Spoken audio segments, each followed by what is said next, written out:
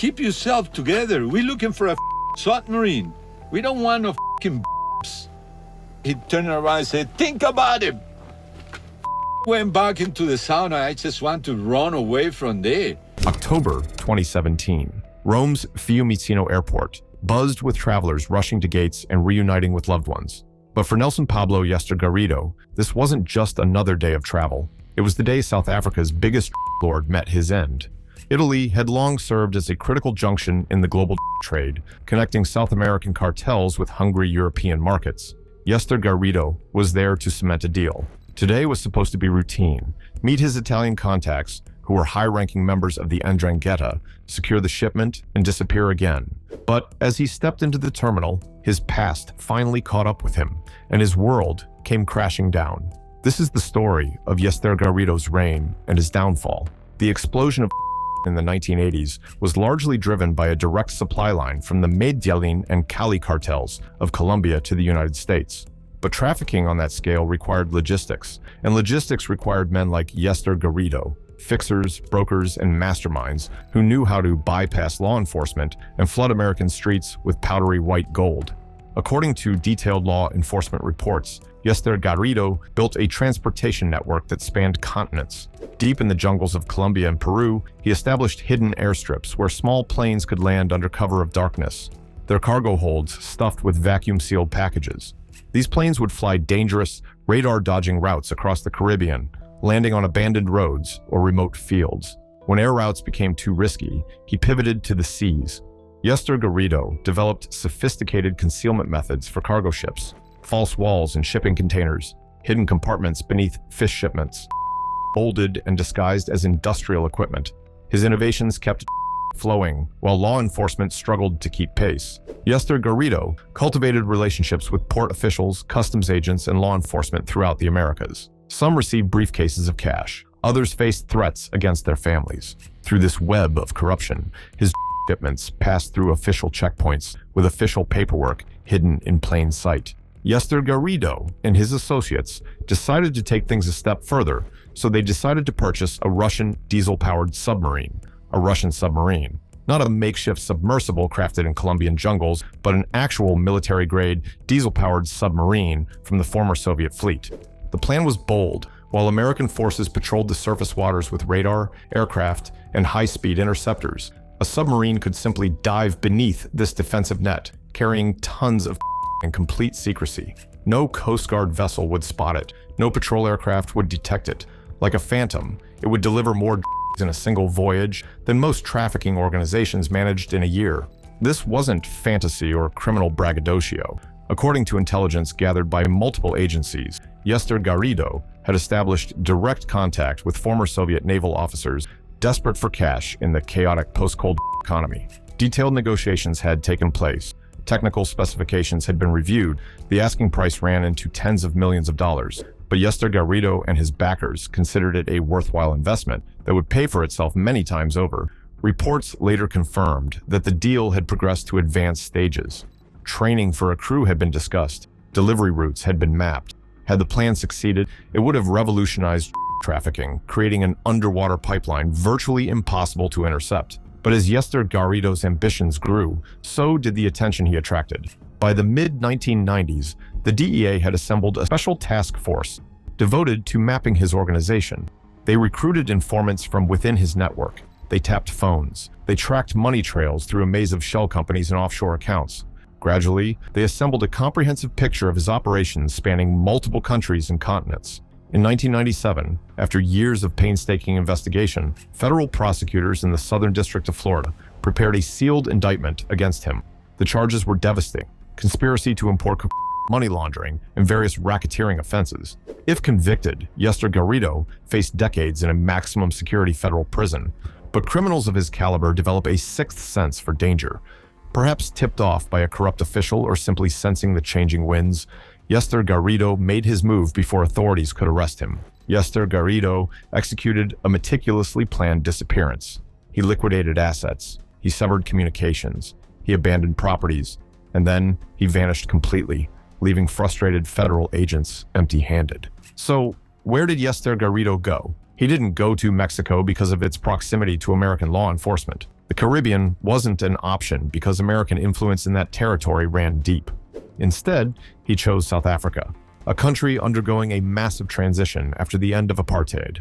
The South Africa of the late 1990s offered perfect conditions for a man of Yester-Garrido's talents. The collapse of the apartheid regime had created inevitable institutional chaos. Police forces were being restructured, border controls were inconsistent, government agencies were focused on political transition rather than international crime. Corruption, a legacy of the old regime, remained entrenched in many departments. In this new world, he wasn't Yester-Garrido anymore. He was Antonio Lamas, a Mexican businessman dealing in airplane parts. It's the perfect cover. Innocent, forgettable, exactly what a man on the run needed. He acquired legitimate businesses that provided cover for his true operations. He purchased luxury properties. He cultivated relationships with local politicians and police officials. To all appearances, he was simply a successful foreign businessman taking advantage of South Africa's new economic openness. But beneath this carefully constructed facade, Yester-Garrido was rebuilding his criminal enterprise.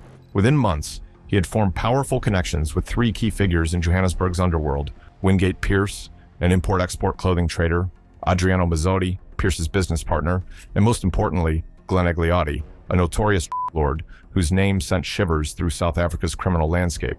They met regularly at a Brazilian coffee shop in Sandton. It was the unofficial headquarters of what locals called the coffee shop set.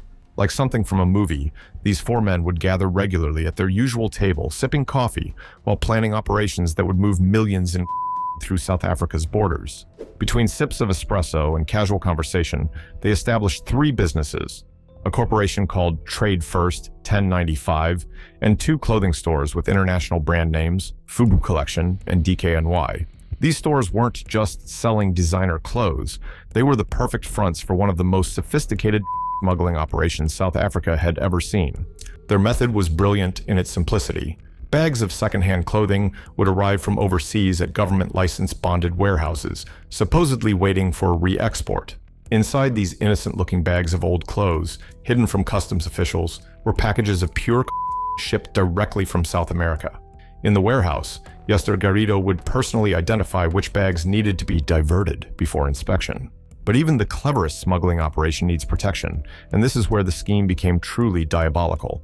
Glenn Agliotti had cultivated the ultimate shield, Jackie Celebi, the National Police Commissioner of South Africa.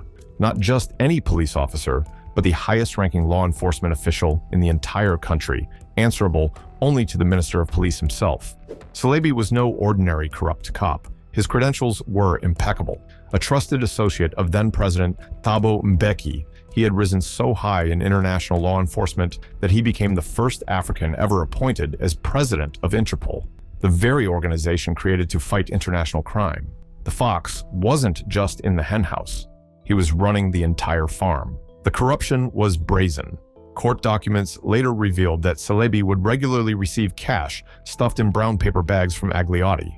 Almost daily, the police commissioner would join the coffee shop set at their table in Sandton. There, surrounded by unsuspecting patrons enjoying their lattes, the highest police official in South Africa would pass confidential police files to Agliotti, who would share them with Yester-Garrido. Any investigation, any planned raid, any undercover operation targeting their activities was immediately exposed and neutralized. With this level of protection, Yester-Garrido lived not as a fugitive, but as royalty. He cruised Johannesburg's streets in a sleek Mercedes-Benz SL 500, a car that screamed wealth and power to everyone who saw it pass. His homes were not hiding places, but mansions in Johannesburg's most exclusive neighborhoods, showcases of luxury that few legitimate businessmen could afford. For years, this criminal paradise continued undisturbed. The coke flowed, the money piled up, and Yester-Garrido seemed untouchable. But no empire lasts forever. By 2002, international pressure had become too great to ignore. An Interpol warrant for Yester-Garrido's arrest had been issued, listing serious charges, including racketeering and conspiracy to import into the United States. The American authorities, who had never stopped searching for him, were closing in. When South African police finally raided his luxurious home, they found $30,000 in cash, casually sitting around, the kind of walking around money only a true kingpin would keep on hand. More telling were the multiple fraudulent passports discovered during the search. These weren't crude fakes, but sophisticated documents that had allowed him to cross borders undetected whenever necessary. They were the tools of a man who knew that escape was always just one flight away. As officers led him away in handcuffs, many believed this was finally the end of Nelson Pablo Yester-Garrido's criminal career. The Americans wanted him extradited immediately to face justice for crimes stretching back decades. But Yester-Garrido had one more card to play. He hired senior advocate Lawrence Hodes, the same lawyer who represented his associate Glenn Agliotti. In court, Hodes fought the extradition with every legal tactic available. He argued that American prosecutors had exaggerated the quantities linked to his client.